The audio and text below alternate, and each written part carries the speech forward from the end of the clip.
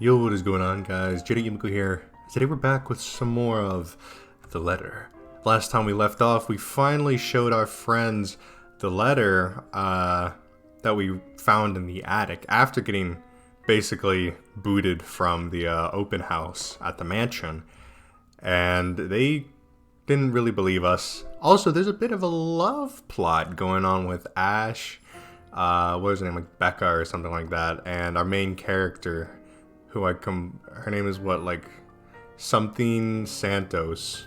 Isabella, that's what it is. So, without further ado, let's just jump right on back into it. So, I don't know. we have the choice to either go with the priest or the professor. Now, personally, like, if I was in this situation and I was like, you know, they were saying, hey, we can go see a priest or we can go see, you know, a priest to bless the house, or we can go see, oh, Rebecca, she really doesn't like us. Oof. Oh, that's it's not good. Okay. Anyways, like I was saying, I would more so want to see a professor, you know, because I feel like this is going to be one of those situations where a priest is not going to fucking cut it, you know? I just don't think a priest is going to cut it with this. I'll think about it, but if ever, I'd like to give talking to Andrew a try. I'm guessing that went up with him. Yeah, probably. Is that okay? Won't he have other things to do? He is a bit busy, but he'll make time for me. He's my go-to person when I'm stuck in something. He won't mind if I bring a friend with me this time. If you're sure. I guess that settles it then. Guys, I said keep it down. You keep insisting that we still watch it, yet you're not even paying attention yourselves. It ain't a big deal, Rebecca. I'm the one who broached the subject in the first place. It's still your film, Zachary. A good film, mind you. You worked hard on this. The least we could do is watch it with you. And that's what you're all doing. I really appreciate all of you making time for this. Sorry, Becca. We'll stop now. I throw her an apologetic look, even if Ash is the only one she should be reprimanding, but her attention is already back on the screen. She's ignoring us again. When Becca's acting this way, there's a big chance something's nagging at her. We really need to talk. We all fall into a comfortable silence after. The kind you can only share with people you're most at ease with. For the first time today, the letter lays forgotten in my bag, if only for a few hours. Alright, journal. What do we have, baby? Luxembourg Independent Film Festival and Theatre Festival celebrated its 9th year, discovering new creative talents in the film industry. Included in the few showcases this year was Zachary Steele's Blazonson, Dark Times of the Black British.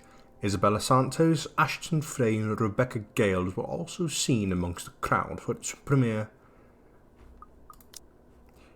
Night has fallen by the time we exit the movie house. Despite the late hour, the streets are still bustling full of people. Those about to head home, those set to meet someone, even those simply wandering about. Walking in this sea of unfamiliar sounds, it strikes me how easy it is for one to get lost in a city nondescript as Luxembourg. I was afraid too. I was afraid too.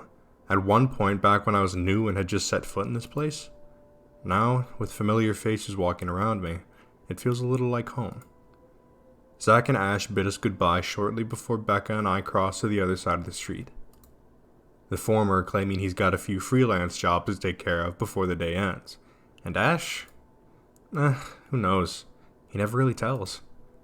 Sometimes he'll just appear randomly at your doorstep, looking for a place to crash. He does that to Zach a lot, much to the latter's frustration. But he's a busy guy too, in spite of the laid-back air he gives off. Thanks for today, everyone! That was really loud. No problem, Zach. I'm sorry for what happened earlier. Ooh, shit. Huh? It's followed us.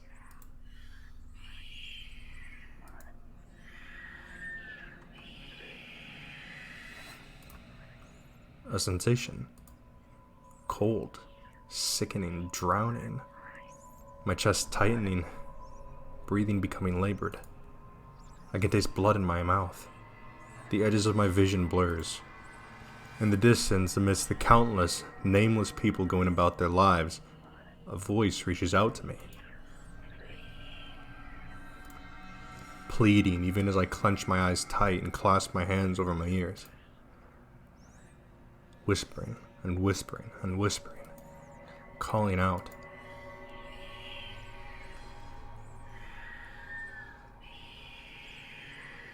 No, not me. Somebody. Isabella? Earth to Isabella? At her voice, the whole world suddenly snaps into place. The murmurs gone. When I open my eyes, Becca raises an eyebrow at me in question. Weren't you listening? Are you coming with me? Oh, yeah. Just, okay. Sorry, I spaced out. You always do that. Sheesh. I follow her without complaint, but not before sneaking a glance to the far end of the street, where the voice came from, where another set of eyes might be staring at me. Nothing. There are only Zach and Ash watching over us as we head back to where Becca parked her car. If I'm expecting to see something or someone there, I try not to let it show. Try not to think of the tiny pinpricks of fear crawling at the pit of my stomach. See you guys some other time. Yeah, see ya. Another glance, and with a final wave, we go off our own ways. I don't know what I saw. I don't know what I heard. I don't want to know. And if this is what would help me sleep tonight, what would give back that normalcy in my life, then so be it. October 22nd, Saturday.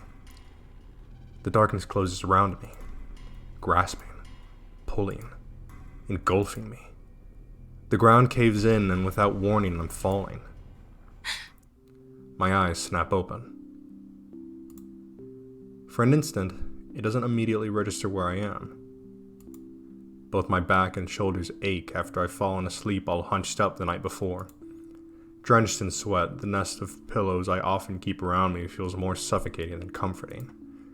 I let my eyes adjust to the bright morning light streaming through my window, and allow my breathing to slow down before entangling myself from the pile. I haven't had a single dream since coming to Luxborn, or at least none I can recall having. It's a shame because they used to be so vivid. Not the crazy vivid, but more pleasant kind I'll tell my siblings about. Maybe it's just the stress of living alone? The knowledge that I'll always wake up in an empty apartment with no one to tell stories to? What time is it? Habit forces me to look over at the clock, even with the soreness weighing heavily on my shoulders, and the compulsion to never leave my bed for the day. In a heartbeat, I'm up. Oh man, of all the times to oversleep. Towel? Where's my towel? Admittedly, it's a weekend. As an unspoken rule that entitles me to extra hours of sleep. But if Rose didn't kill me yesterday, she sure as hell will now. And right after what happened. Oh lord, one box of donuts as peace offering won't be enough the second time around. Grabbing my towel, I'm already a few short steps away from the bathroom when a muffled ringing breaks out from my bag. There's a moment of indecision at first, my mind conflicted whether I should just ignore or answer it. But what if it's Rose? Or worse, our boss. Sheesh. In the end, the rational part of my brain wins out. The letter from yesterday peeks out when I pull the device out. Just the sight of it is enough to put me in a foul mood, and it takes every force of will for me to ignore it in favor of answering the call. The caller ID reads Mama. Huh? It's around 4:45 p.m. in the Philippines right now. That's an unusual time for them to call. Usually it's around noontime here, and I'm the one calling, not the other way around. Better for them to use that money on something else than an international call. Regardless, in the most cheerful tone I can gather. Hello? Hello? Grace? How are you? Mama! I'm doing okay. How are you guys over there? We're good. EJ won a storytelling contest at school the other week. Brought home a medal. I thought you should know. There's a tired lilt in her voice as she speaks. It's been there since Papa had to leave his job. I wish there was something I could do for her. But from miles away like this, the least I'm able to do is not make her worry. If only my older brother would actually lend her a hand, but Lord knows if that'll ever happen. Odds are Kuya Jordan's already out drinking right now. Again. I can't count on my older sister either, knowing she has a family of her own, and, well, Ate Anne's financial situation isn't exactly great right now, having ran herself knee-deep in debt. Great! That's great! Tell him congratulations from me. And let him know I'm gonna send him a little something extra this Christmas. How about Nico? Karen? Michael? I hope they're okay? They're doing well. They wanted to talk to you, but they're all busy with school. Oh no, that's fine. I don't want to bother them. Just tell them to keep doing their best for me. I'll just call back when I know they're not busy. And Papa? How's Papa doing? It's a subject I'm a bit hesitant to broach. From the way Mama's voice hitches, she doesn't want to bring it up either. Papa.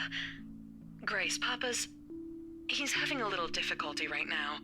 Weak appetite, he's having trouble swallowing, and lost a few pounds. But the doctor said we should keep encouraging him. It just means his body's accepting his new treatment well. The money you sent last time helped a lot to pay for it, by the way. Oh, I see. That's good. I won't deny that life has gotten tougher for our family. It used to be easy back when Papa was in good shape. But ever since he was diagnosed with the sickness 5 years ago, he'd been unable to provide for us. Now, the burden of feeding 8 mouths and settling Papa's bills all rests on my shoulders. Although Mama makes a little, accepting sewing and laundry jobs in our neighborhood, it's scarcely enough to cover the costs of day-to-day living, let alone the bloating hospital bills. We can't even expect help from our own government, because the health insurance there barely covers anything. I'm sure he'll get better soon. Is he well enough to talk? Do you think I'll be able to speak to him, Ma? Silence. I start to think that the call got cut until... Listen, Grace. Maybe it's better if we transfer Papa to a different hospital. Somewhere cheaper? What? Why? Did something happen? Is it the deposit issue again? Give me the hospital's number. I'll talk to them. No, it's nothing bad. The service here is good. Too good. Even the doctors. But I'm worried you're working yourself to the ground because of it. Mama, we've been through this before. I want the best for Papa. And don't worry about the bills or the medicine, or me for that matter. I can handle myself. Everything's going well here. In fact, we're about to close a large sale. Hopefully. If not, then I'll find another way. She doesn't need to know that. Sorry, Mama. You taught me not to lie, yet look at what I'm doing. I'll have money to send over soon to cover the rest of Papa's treatment. And there's more than enough for Karen, Nico, Michael, and EJ's school tuition, too. Thank you so much, dear. I appreciate it. We all do. But I just wish you'd come home to us soon. Kailan Ka-ui. When are you coming home? EJ, the youngest, used to be the only person asking me that. How do you respond to a question you don't have a definitive answer to? 5 years later and I still can't give them a straight one. I smile, though Mama can't see it. I fight to keep my lips from quivering, my voice from shaking. She's got enough on her plate as it is. No need to weigh her down with unnecessary concerns. Promise me you'll be there to welcome me when I do, okay? Of course. I'm sorry, Grace. I need to take this for a while. There's a small commotion on the other end. The sound of gates opening, the voice of a child, EJ, talking excitedly about his day at school, the tapping of feet on the floorboards as he runs. It's been years since I went home, but I can still picture the whole scene in my mind. How tall is he now? Are the neighborhood kids bullying him now that I'm not around? Did Mama rearrange the furniture in the living room again? What are they having for dinner today? I miss them. I miss them so much. It's okay, Ma. I need to go too. I've got work today. I'll call again soon, alright? On a Saturday? Oh, never mind. Take care of yourself, dear. I love you. I love you. Bye. It ends with a soft click, leaving half-truths and empty promises hanging in the air. Let's check the, Isabella received an unexpected call from her mother back in the Philippines. An emotional moment. Her mother informed her of her father's deteriorating condition despite treatments. Nonetheless, the young woman assured her and continued to work hard to be able to support all of them. That's a big family.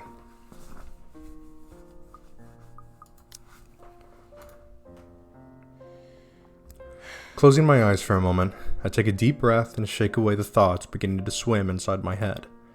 It's pointless to mull over these things now. Okay, Isabella. Time to get that mansion sold. Unfortunately, before I can take a single step away from my phone, it rings again. No doubt Mom forgot to say something. Mama? Did you forget anything? Excuse you? I'm too young to be your mom. Are you still sleeping? Hold on, never mind that. Get yourself in the office. Hurry! Office? What about the open house? Oh no. Is it Sir John? Did he hear about yesterday? Am I in trouble? Oh god, oh god, oh god! I'm gonna get yelled at, aren't I? What do I do? I'll buy you an extra box of donuts if... No, it's nothing like that. Will you calm down? Get yourself here, alright? I'll tell you everything then. There's the telltale din of several feet shuffling across a wooden flooring, and an indistinct yelling in the background before Rose cuts the connection. That isn't in any way comforting, but it's enough reason for me to hastily discard my phone and finish my shower in record time. I make it to our office within 20 minutes of leaving my apartment, completely disheveled and out of breath. A feat if I take into account my usual travel time. Routine clamor, Common de Brer Realty Corporation's Luxborn office, greets me as I set foot and crosses the threshold. Papers rustling, telephones ringing at sporadic intervals, agents talking at varying volumes, staff moving out, and... Where the hell is C? Where are my employees? What the actual fuck, guys? Of all the times to disappear without notice.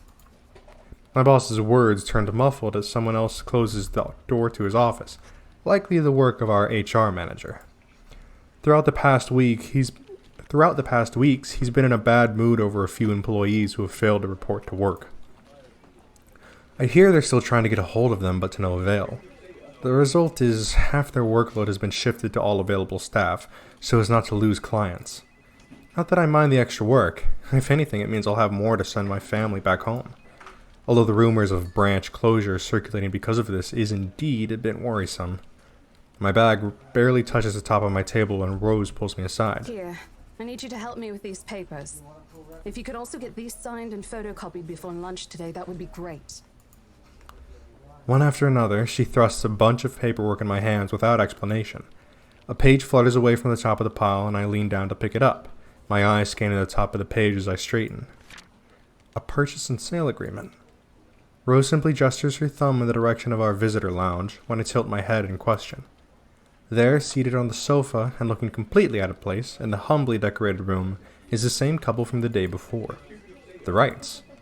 Something bubbles up in my throat. Their presence in the office can only mean one thing. You're buying it? We got a deal? She swats at my hand, tugging her sleeve, although her eyes are alight with something akin to joy. She wants the sale to happen as much as I do. And now that it's here, the deal needs to be closed yet. Documents need to be signed still, but the elation is there, along with foreboding feeling I can't quite pinpoint. I had to do a little damage control, but they're already interested in acquiring the property, even before they attended the open house. I mean, isn't it obvious? They already hired an interior designer. I've never seen a buyer as aggressive as Madam Wright. She didn't even try to negotiate a lower rate. One at a time, Rose. I can't process everything you're saying at once. What do you mean? They're paying 15% higher than the listing price, as long as we get the paperwork done as soon as possible. I think if we allow it, they'll be paying up front, too. Even with that urban legend? Rose nods. Oh, I was so sure we lost the sale after yesterday. Don't look so surprised. We still have to conduct some last few checks before we completely hand it over to them. Please. I'll happily do the paperwork duty, Rose. I'll even go to the land registry myself and make sure the property changes hands with every single legal blessing. Don't they have better things to spend money on? I'd haggle it down to the lowest possible price if I were in their place, especially with the stories attached to it. Not that my opinion matters one bit here. We're just their agents who are going to receive the hefty commission after all. Nothing more. Rose gives me a pat on the shoulder, signaling that she's heading back to them, and an unspoken instruction for me to follow after I'm done. It doesn't take me long to finish what work she left me. In fact, having our boss sign the agreement is the easiest, since it has put him in a better mood to the entire office's relief. Ma'am Hannah calls me over the moment she notices my presence at the lounge door. She welcomes me with a bright smile, her movements more open than what one would typically expect from a passing client to have. Sheesh, I really struggled to say that, didn't I? Oh, spoiler. Okay, I don't want to do that. That's the backlog. It just said that the story was updated. What? Let's not do it yet. Let's not do it yet. Oh, Isabel, how are you feeling? You looked awfully dreadful yesterday. Isabella, I'm fine now, ma'am. I appreciate your concern. I really don't understand why they can't get my name right. It's a fairly common name. It shouldn't be too hard to remember.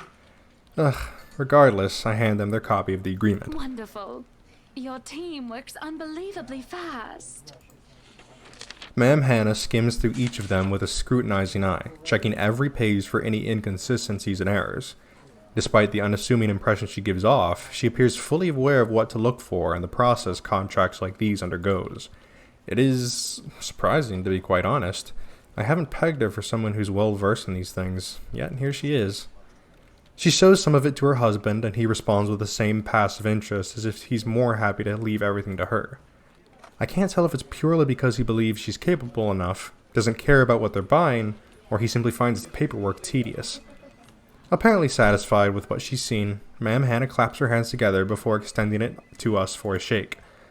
Rose and I release the breath we've been holding in, both of us more than happy to return the gesture. That settles it then? Are you really sure about this property, ma'am? We could easily find you a bigger one among our current listings. Something with a modern touch? Something not haunted, perhaps? Rose shoots me a warning glance that clearly says, "Don't make a scene, we're almost there." Of course, why wouldn't I be? The house is absolutely perfect, isn't it, darling? A helipad would still be a nice addition. Yes, well, we'll get there eventually, love. As I was saying, if your partner had the documents yesterday, we would have bought it right there immediately. Shame she didn't have it. Well, there's still a few necessary documents we need you to sign after, but we'll let you know once we have those finalized. We'll be handling the process for the rest, so don't worry about it, ma'am. Within a week, I hope. We still have a housewarming party to plan after all. You know how much thought should be put into those things. There are servants for that, darling. Love, wouldn't it be better if we handled it ourselves? A personal touch of sorts. It is our housewarming party and our new home. No more than a week, ma'am. Barring unexpected delay, of course. You can leave it to us. Excellent. Well then, I'll leave you two to it. It's been a pleasure doing business with you. Oh, and before we forget... She discreetly folds something into both our hands and winks, a finger raised to her lips demanding our silence. I know both of you worked hard on getting us this beautiful mansion. Did I mention we reward our people generously? But this is... Ma'am, I can't accept this. Don't you worry, darling. It's a small thing coming from us. Consider this your bonus for a job well done. As a wise man once told me, if you're not making money, other people are. She smiles sweetly like this is simply the most normal thing to do in the world. Before I forget, my lovely interior designer would appreciate it if you hand her a copy of the floor plan as soon as possible. She's dying to work on the house. You can do that, yes? Here's her contact. Certainly, ma'am. We'll have it processed as soon as possible. I knew I could count on you, lovelies. I hope to see you two soon so we can get this closed. Just like that, transaction over and done with. My mind's still reeling even after they've left. Other agents would kill to have clients like them. A part of me feels lucky about the fact. No lengthy negotiations, no sudden change of minds, just talk, signatures, a few handshakes here and there, and we're done. The other part? A second ago, we sold a haunted property to 2 innocent clients. Sure, the commission's big. Big enough to continue funding Papa's treatment and hospitalization. Big enough to pay for all 4 of my younger siblings' schooling. Heck, it'll keep me away from instant noodle diet for months. I don't have to go back to the mansion as well once the deal's been closed, much to my sanity's relief. But knowing that something's in there, and we gave it to the good couple despite that? Isabella, the things you do to sell a house and get money. Papa won't be happy with that. At least I have good news to tell them the next time I call home. The little lie I told Mama this morning isn't a lie anymore. Well, there's something. So how does it feel? How does what feel? Your first big multi-million-pound sale, silly. I know you've been with us for years, but this has got to be memorable for you. Memorable is an understatement, Rose. Come on, show some enthusiasm. They gave us a bonus, too. Aside from the commission and the other bonus boss promised. What are you gonna do with it? I don't know. Send it home, probably? All of it? Not everything, of course. Most of it. I'll leave some for my living expenses. Listen here, Isabella. I'll teach you something I should have told you before we ended your training. What? She slings an arm over my shoulder and leans in closer to my ear, as though she's about to share a big secret. It's okay to celebrate from time to time. I don't get it. It's simple. Go out, do something for yourself. Throw a party and treat your friends to free food. Didn't you say the last one's some sort of tradition back at home for you?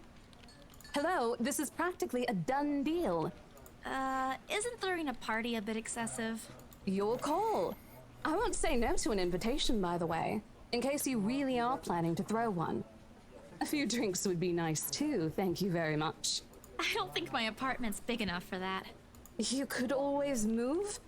Bloody hell, you're working in real estate. I think I'll pass. That's too much of an unnecessary expense for me. But I did promise Becca free lunch in case the sale goes well. You go do that. Hold on a sec. She quickly removes herself from me to answer the phone on her desk. Her tone shifts from playful to professional in the span of a few seconds. Not a problem, ma'am. I could bring you a copy of the contract if... Must be another client. Nothing surprising there. She's one of BRC's top agents, no matter how modest she appears. A saleswoman through and through. I, on the other hand, have very little knack for it. Of course, I learned eventually. I had to. But someone else will, without a doubt, do a better job. Once, though, in a drunken stupor, Rose told me a story of what could have been. Years ago, wide-eyed, young, and brimming with yet-to-be-fulfilled dreams and ambitions, she was a term or two away from a nursing degree. Out of courtesy, I never pressed on the matter further. But perhaps it's where the sense of fondness started.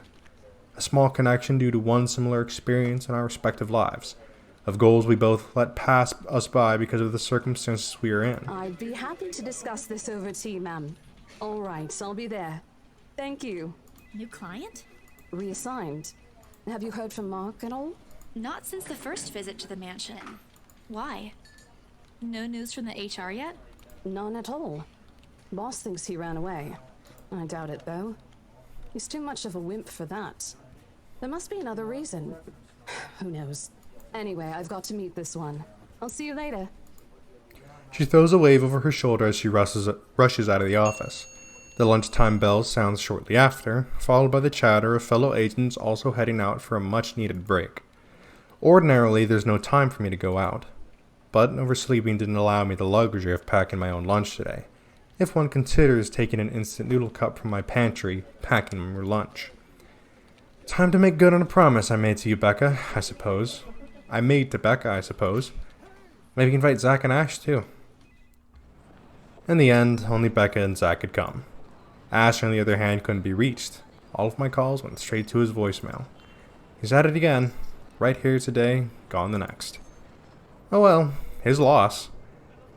We've agreed to meet at a nearby cafe, the same one I frequent with Becca because it's cheap and they give away free bread around closing time. quaint, a little old-fashioned. Still looks a wee bit out of place amidst the city's tall buildings, but we love it all the same. Much like its facade, the interior carries an antique charm to it.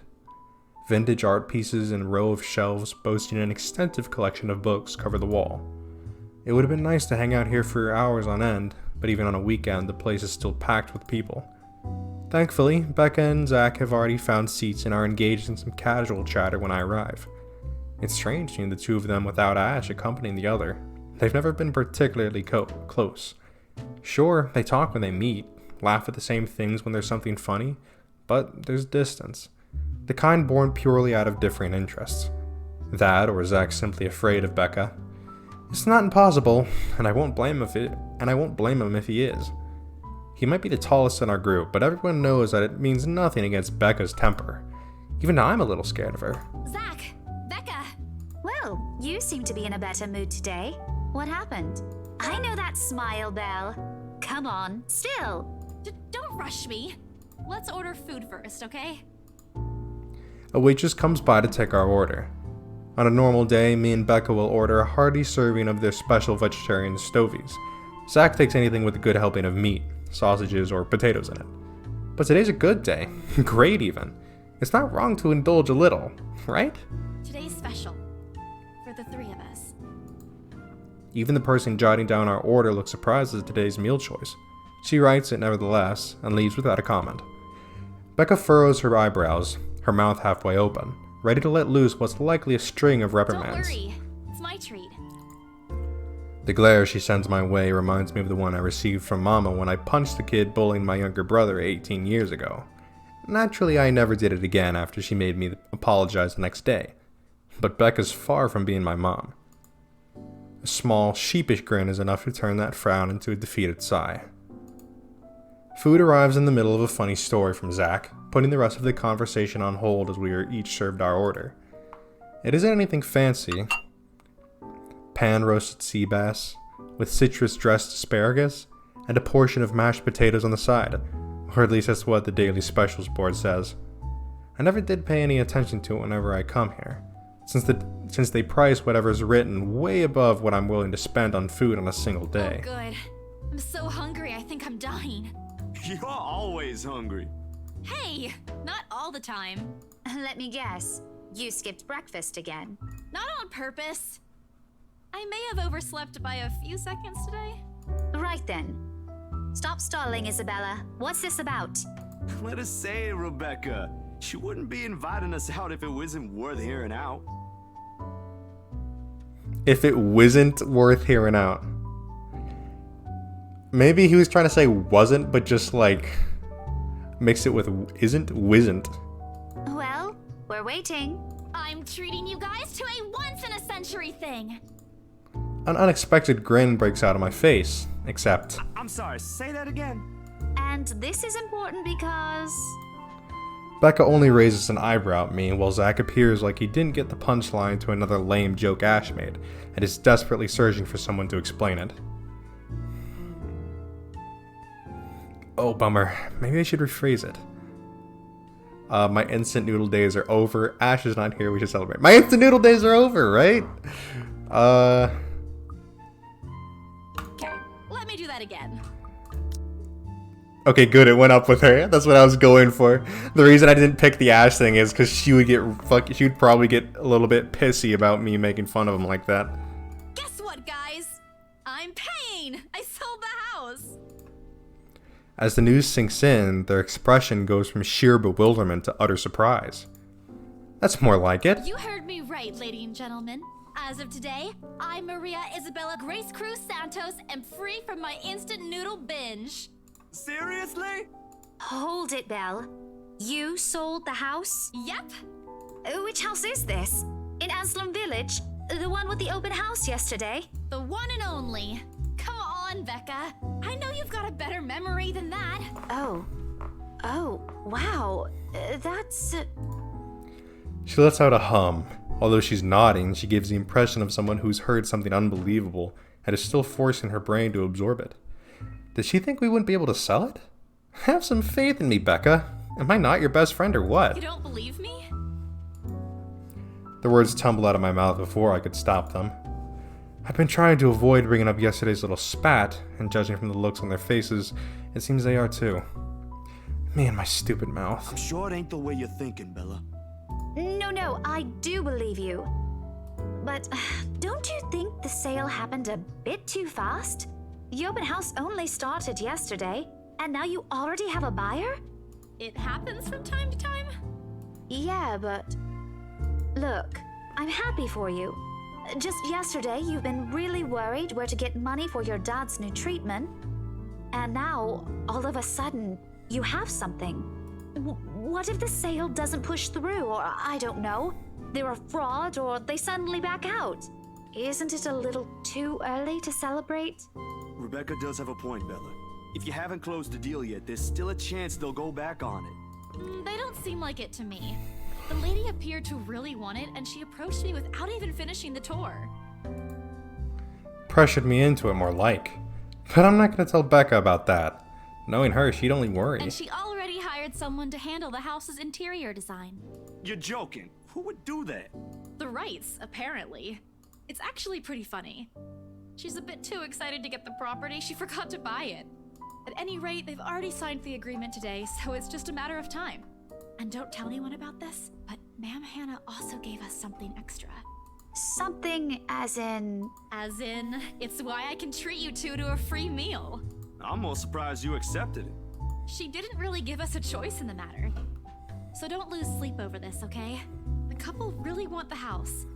If Rose didn't stop them, they'd likely have paid up front for it yesterday. That's despite the legends, too. I even tried to show them the letter. But nope.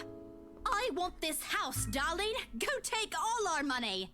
You don't really think they'd believe that, do you? I'm pretty sure for them, those are just rumors as well.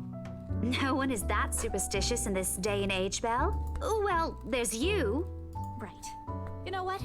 I'll just eat all of these by myself. I begin to gather their plates to my side, the food in each still untouched. A laugh almost escapes my mouth with the way Zachary's expression quickly changes to disappointment. Becca's hand interrupts me as I'm about to pull her plate closer to me. I'm kidding. Don't go all pouty on me again. Oh shit, I I'm dropped just my concerned Pringles you'll get hurt candy. if this doesn't happen. I know how badly you want to close this deal for your papa. I'm sure he's gonna be fine now, though, with the money. They don't know yet. I think I'll call them tomorrow. Let them know things will be easier. Mama said this morning he's showing progress with the new treatment, too. It's just a matter of time. I allow myself to smile, genuine and uninhibited.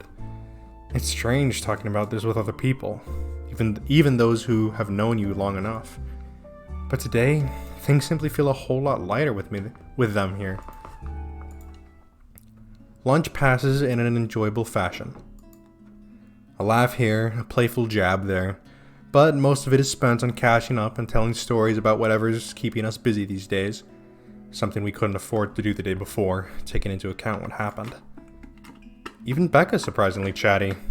Is there something in the sea bass we ate? Zach, though, appears less energetic. While he's far from being the life of the party, he's definitely not the type to keep quiet in a conversation with his friends. Apart from a few inputs, he's been silent the entire time. If Becca notices... Are you sure you're not feeling under the weather, Zachary? Huh? No, I'm okay. No worries, Rebecca. Doesn't sound okay to me. It's okay. I might be feeling a little bummed out today, but I'm sure this will pass. Is it about the reviews this morning? A pained expression crosses Zach's face, and almost immediately, Becca retreats in her inquiry as though the man's look is enough of an answer for her. A look between the two of them. Did I miss something? What happened this morning? Did I stumble on a big secret? This is why I don't like waking up late. You heard about those, huh? Sorry, I just happened to check on some sites this morning. Nah, it's a very sensitive topic in the first place. I should have expected it. What reviews? Becca glances at Zach, her motions unsure, eyes asking for his consent on the matter. Although there's a small desire to keep asking on my part, I don't dare voice it out, With Zach, it's always better to wait, let him speak on his own. Becca too to some extent, although with her, explosions of temper are more common. In the end, he simply answers with a shift of his shoulders, gesturing for her to go on with a tilt of his head. It's his movie. That doesn't explain anything. Stop dangling the information, Becca! Zachary, I'm not the one supposed to be telling her about this. It's still your documentary. Is it something bad? Not bad per se. You guys don't need to dwell on it much. Bad? Listen here. I wouldn't trivialize what those bowheads wrote if I were you. They're ruining other people's jobs. From how her tone rises in anger, it seems like she's the one slighted and not Zach. A snicker escapes me, which I promptly stamp down on as soon as she sends me a hard look. This isn't a laughing matter, Isabella. Some bowbag just insulted him. Calm down, Rebecca. Those are just reviews, and it happens a lot. I do not ken about you two, but calling the entire film an out-and-out drivel, you're better off watching an educational kids' TV show, and worst 1.5 hour of my life, among other things, isn't exactly a critique any decent movie reviewer would say. If you could call that a critique, did we even watch the same film? Well, maybe I ain't cut out for it. Better stick with my photography or something. If nothing else, this helped me open my eyes to what I can and can't do. You're giving up. It wasn't a question. It was just something experimental I did on my free time anyway. It's no big deal. But you worked on it for months.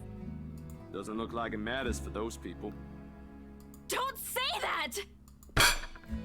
My palm strikes the table, sending the tableware on top clinking against each other. I didn't even notice when I rose from my seat. But here I am, chest heaving, looking down at him in the same manner a teacher would at an unruly student. Becca's probably proud. I didn't mean to yell, but there's some things people like Zach aren't supposed to say. How exasperating. He, of all people, should know. It's just a review. Except they're pretty well-known critics. Why does that matter? They aren't the ones calling the shots on this. Isn't that why they have a committee? Right, Becca? An amused gleam is in her eyes when I turn to her. What does she find so entertaining here? Help me here. Your friend's about to quit his passion for a petty reason. I haven't read what those people wrote about his work, but a few scathing words shouldn't be enough to discourage someone. I should know. After all, I'm... Failing means you're playing, Zach. Not that I'm saying it's bad. I've seen it from start to finish, and I know for myself what you created isn't something people should scoff at. I don't know anything about filming or photography.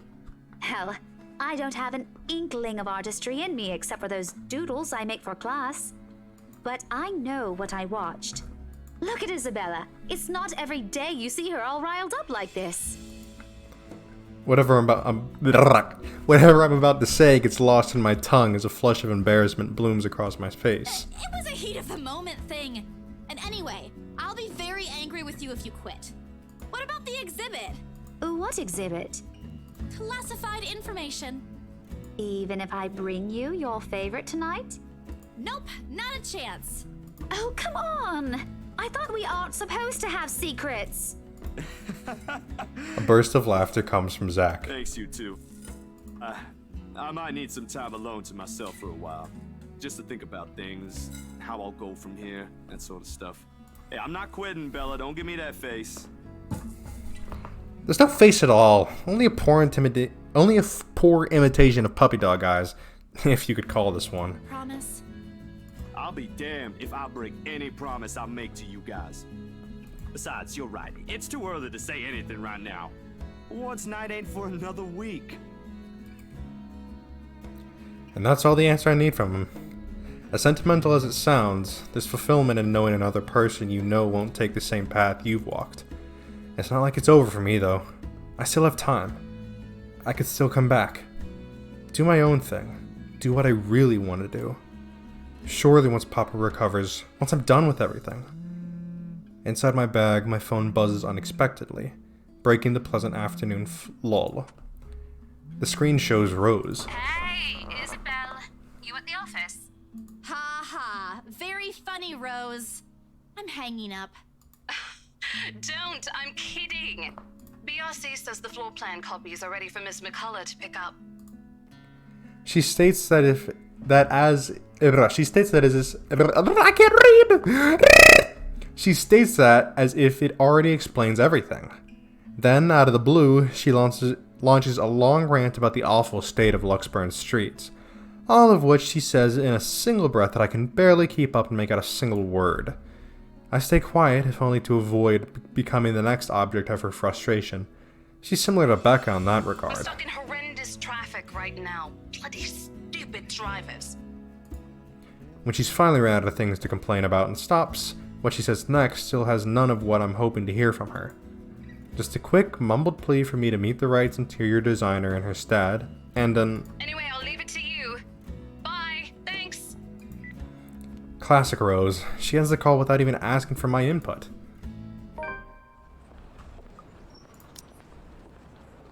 A day after the open house, the Wrights were seen securing the mansion's purchase at Brer Realty's Luxborn office. Parties involved in the transaction were surprised at how fast it went, but agreed it was to be expected when dealing with influential people like the Wrights. Happy over the sell, Isabella Santos treated her friends to lunch. Like, I get, this is like a journal, right? It feels like some kind of like police report or something, you know? It feels like such a police report. Anyways, I think we're gonna end it there. So we've made a bit of recovery here from the mental fuckery that we had to deal with yesterday. I mean, obviously something tells me this deal is not what it seems, right? Like, it really doesn't seem like it. Just the whole, oh, you know, once I make this sale and Dad's recovered and all that, you know, it's just, that's clearly foreshadowing for something's not gonna go right. Anyways, let me save here. Boom. Let's go back to my menu real quick.